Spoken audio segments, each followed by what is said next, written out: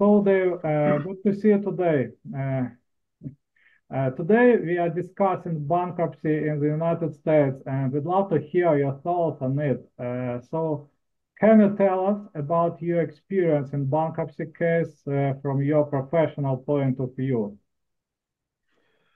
My professional experience was over a period of about 10 years in Los Angeles when I did bankruptcy investigations for trying to find hidden assets. And that was in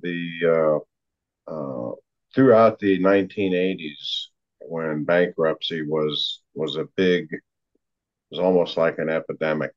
And there were a lot of personal and commercial bankruptcies, and a lot of people trying to hide assets from the court, and investigators would try and find those hidden assets and make sure all the creditors were listed on the matrix and various things like that. Okay, I have read about a company, genetic test maker Invita. Its company, you are a shareholder, as I understand. And news said that in February it has filed for voluntary Chapter 11 protection in United States Bankruptcy Court and intends to pursue a sale process.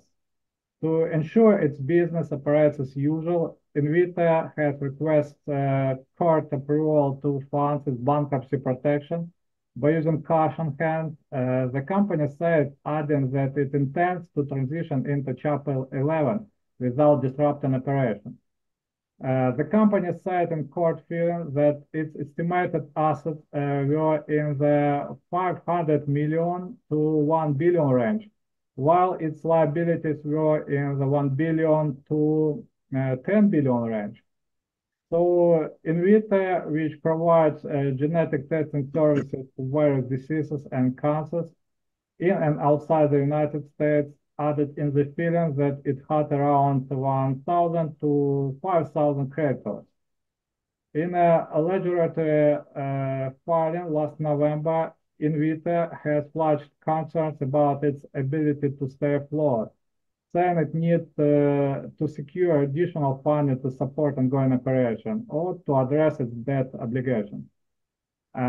Invita Corporation opens new tab, received court approval to run a 5-month bankruptcy sale process, allows the genetic testing company to find a buyer and exit from Chapter 11 by late July. Invita intends to seek court approval of the sale on May 6 and expect to close the transaction by July 21. Invita does not expect equity shareholders to receive any recovery in its bankruptcy, according to court documents. It's your case there. It has about 1.5 billion in debt. Its bankruptcy petition estimates that its total assets are worth between 500 million to 1 billion. Invita began reaching out to potential buyers in December, and it has already received some initial bids. Invita went bankrupt because it took on too much debt to fund its expansion from 2019 to 2021. Invita made 13 acquisitions during that period, increasing its debt by 1.5 billion and leaving the company ill-prepared for recent rising interest rates, increasing competition, and declining demand for elective generic tests. While this acquisition helped Invita expand into new markets and round out its product portfolio and improve customer experience, they also required large sums of capital for investment and significant operation expense. Invita began taking steps to reduce its debt in 2022, terminating 200 employees, downsizing office space and testing labs, and selling off unprofitable non-core businesses, the company said in court filing again. Invita's divestiture included companies that it acquired during its 1.5 billion acquisition spree, such as Citizen and AI-focused patient network business that Invita acquired in 2021 for 325 million. Those moves saved Invita approximately 326 million in annual costs, but were not enough to turn in profit, according to court figures again. Invita reported 1.3 billion net loss for the first 9 months on 2023. Laboratory service provider LabCorp said in April it will acquire Invita Corporation assets actioned through a voluntary bankruptcy protection process, a few months after the genetic test maker filed for bankruptcy. So, LabCorp will acquire all the bankrupt firm's assets on a going concern basis for 239 million in cash consideration and other non-cash consideration, the company said in separate statement. So for now, we have a court proceeding now with company, and we wait that LabCorp will buy this bankrupt firm's assets. So maybe I have to ask you, back then, it was February this year. Can you tell us how you generally found out about this bankruptcy? My stock is through a brokerage with Charles Schwab, and through my account, I was notified via email that Vita was going to file bankruptcy. And then I got the paperwork needed for creditors to file a claim, which, as you stated, Invita already reported that stockholders would not get any money, which that's typically the case, because if you're a stockholder, you're technically a extremely partial owner of the company. You're not going to get any money back. You stand at the very end of the line. So the first was notice from Charles Schwab, and then I got the paperwork, which I did not even bother filling out because I knew I wasn't going to get any money back. And I lost just a little under $900. So it's not like it was a huge investment. I looked at them as a high risk speculative tech investment, and they were doing very well initially. And then everything just collapsed for the reasons you mentioned about the over indebtedness. I should have jumped out when they announced the big layoffs, but you always think, well, that might turn financial situations around, and we'll see what happens. But of course, lost everything. But that's just how it is. It's you don't want to play with money that would cause harm if you lost it. Well, if I wanted to complete the creditor paperwork and submit it, then I could have went through that process. It's not really that involved. You just list how many stocks you owned, and that's basically it. And then several months would go by, and then you would finally get a notice saying you will not receive anything because stockholders are at the end of the line.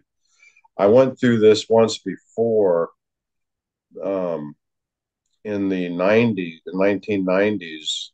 I was working with a detective agency up in Chicago, and they owed me several $1,000s in unpaid invoices, and they filed bankruptcy.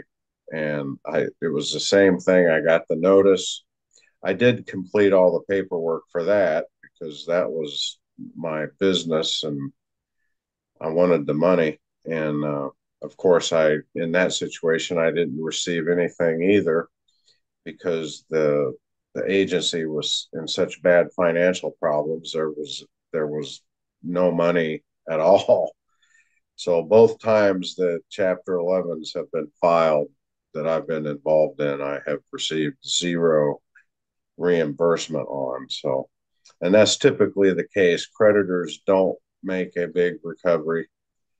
You probably noticed Chapter 11 is more like a reorganization. It gives the company the opportunity to reallocate expenses and try and get some kind of money in. So there's a possibility that you could get 10 cents on the dollar, 50 cents on the dollar back. That's usually not the case, though. You usually end up with nothing, which is what I've seen both times. So this time it was easier for you to submit the proof of claims.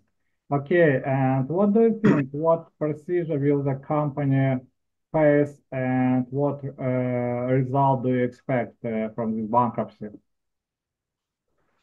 Well, from what it looks like, there will not be an Invita after this. It doesn't look like they're really doing a reorganization because they're selling off all their assets.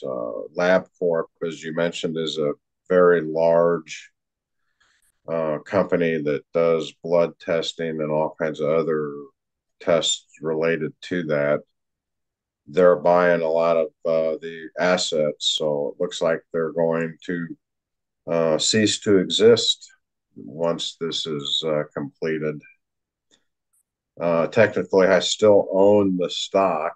The stock is worth less than a penny per share. And it was up at one time to close to $60 a share, which again, I wish I would have sold it then. But with stock, hindsight's always 2020. Understand. And uh, another question, will your further participation in the process be associated with additional cost for you, and will be that compensated for you? Will I receive anything back? No, Is that what? I mean additional cost for you as a creditor. Maybe if next step will be liquidation, full liquidation, maybe you have to fill some other forms. Maybe you have to pay something else. I don't know. That's why I ask you. Yeah, there's no other costs in this. The only thing I lost was my initial investment. Um, Maybe, in Ukraine, there is a problem with payment for trustee because no one want to pay trustee for their work. Maybe sometime he forced to ask creditors, oh, guys, you have to pay me my salary because I can't make my job without money. So sometimes creditors saying, "Oh, I lost my money already, and I have to pay more for trustee, for example." So how it works in your case? yeah, there's no other expense involved. You just walk away with the loss. All right, it's good because you know sometimes in Ukraine losses it's not always obvious for some people because they're obliged to pay here and there again and again, and they never know how additional costs they have to pay again and again. So okay, it's sounds that bankruptcy in United States looks very well regulated and fair process, a fair procedure. Maybe you know something about what are the tax consequences for a creditor if its clients are not satisfied. Do you know? I didn't quite understand that. Kind of broke up. What was that? Uh, I I thought about I said about taxation. Maybe something connected with your relationship with your tax office. Maybe your tax obligation will be reduced or something like that. I don't know.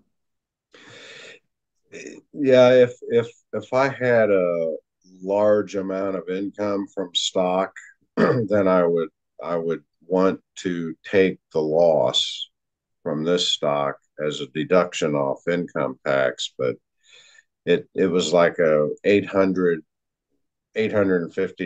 loss. It really is not significant. It wouldn't do anything. We wouldn't even be able to deduct it off taxes because it's such an insignificant amount of money. But if you're engaged in stock trading and you're making a lot of reportable income, then yes, you could take that and offset it. Just like if you're a professional gambler, and of course you have to pay taxes on your gambling winnings, and you can also deduct the losses, your expenses, the hotel and the transportation and the money that you lost, as long as you document it, because stock market is very much like gambling, you know. It says assets, I think. Okay. What do you think about responsibility of company's management? Will the company's management bear responsibility because you have lost other people, other companies lost their money? What is responsibility of the management of your company? Yeah, there's really no responsibility. Everyone's out of a job there, and a lot of those high level managers they probably are already near being seated in another company. Which, if I was on the board of directors, I would look at an officer coming in from a bankrupt company. It's like, well, why would I want to bring them into this company? But it's a club, and they basically will have zero losses from that, other than their stock options that they had, which they're out money too, but no personal obligation for that. It sounds good because recently in Ukraine, due to the legislation changes and court cases, there are many cases when management bear responsibility for their actions before, and this is something new in Ukrainian legislation, and uh, now management afraid about the possible responsibility, and they have to think about this before they're doing something. And from one hand, it's a big restriction because it's very hard to do in business, being afraid of responsibility, because the essence of business to risk. If you can't risk, you can't do in business well, and you will not be able to earn money without any risk. But from other side, people want to get their money back. Uh, it's very hard to agree that I have lost a lot of money and anyone will receive any responsibility for this. So maybe it's a big difference between bankruptcy in Ukraine and United States for now. Anyway, what do you think about this? Maybe it will be better if you know that you can get some money uh, for the sake of the some assets, management assets. Maybe it will be better for you. What do you think? Well, with corporations, once the articles of incorporation have been filed, those protect the employees and officers of the company, and unless there is a breach of legal duties. You can't really go after the individual. Like with the board of directors, they have a fiduciary duty to the investors. If you can establish that there was a breach of that fiduciary duty, then you can sue them individually, which that happens with companies. It seems to be quite, the frequency of those seems to be increasing for various reasons. But with the corporation, everyone protected under that veil, you can't touch them unless there was a criminal act. You can prove some kind of severe negligence, criminality, breaching some kind of fiduciary duty. There's protection there. Okay, it sounds very fair, so and stable, so it's good situation. Everyone feel protected, and if you risk with your money, you understand all the consequences of it. So it's sounds fair. Okay, and in the end, what do you think about what fate with the company eventually? What will happen? What fate awaits the company? How it will end? It will be liquidation or something else? Because it's a Chapter 11, but what will be then? I think it's at this point, based on what I've been researching and also what you saw when you were researching, they're selling everything off. It's probably going to cease to exist. It'll just be absorbed into another company, which I hope the technology that they developed will persist, because they were taking your blood sample and doing DNA analysis on it to determine diseases and what the proper course of treatment, which pharmaceuticals would be most effective, all kinds of testing for birth defects. It was very cutting edge technology. I'm really surprised that they couldn't run it appropriately to keep it growing, but the technology is not going anywhere. It's just going to keep advancing. But I highly doubt that there's going to be an Invita around anymore. So you're supported there as you can, but now maybe it's a good if they will save all the stuff, all the technology.